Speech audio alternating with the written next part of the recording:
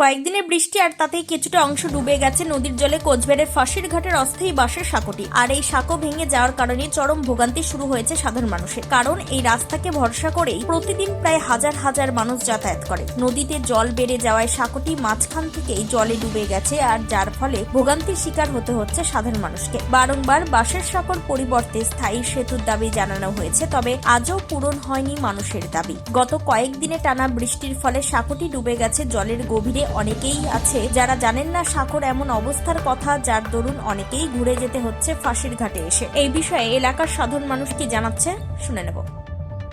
এই যে মাঝখানে তো ভেঙে গিয়েছে, কতটা অসুবিধা হচ্ছে যাতায়াতের ক্ষেত্রে? এটা আমাদের ক্ষেত্রে খুবই একটা অসুবিধার বিষয়, কারণ আমরা দৈনন্দিন এই দিক দিয়েই যাই এবং এই দিক দিয়ে আসি।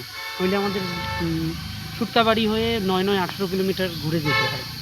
আচ্ছা, তো সেতু ভেঙে গেছে, যেতে তো পারবেন না, এখন তো ঘুরপথে যেতে হচ্ছে। হ্যাঁ, এখন ঘুরপথে যেতে হবে। জানতেন এটা আজ ভেঙে গেছে?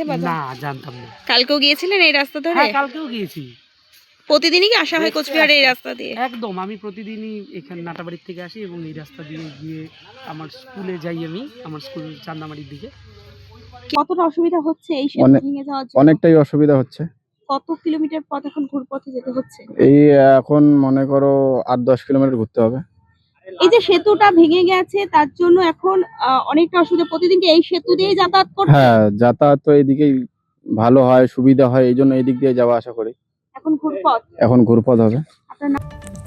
এই সাঁকোটি দ্রুত মেরামতির দাবি জানাচ্ছেন এলাকার সাধারণ মানুষ। তাদের এই দাবি পূরণ হলে এলাকার একটি বড় উন্নতি হবে বলে জানাচ্ছেন সাধারণ মানুষ। কোচবিহার থেকে প্রিয়া সাহার রিপোর্ট, টাইমস 14 বাংলা।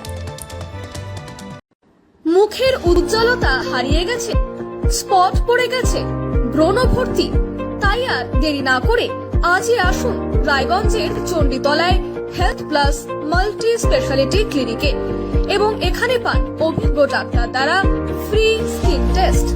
আরো বিস্তারিত জানতে যোগাযোগ করুন 9674895169 এই নম্বরে।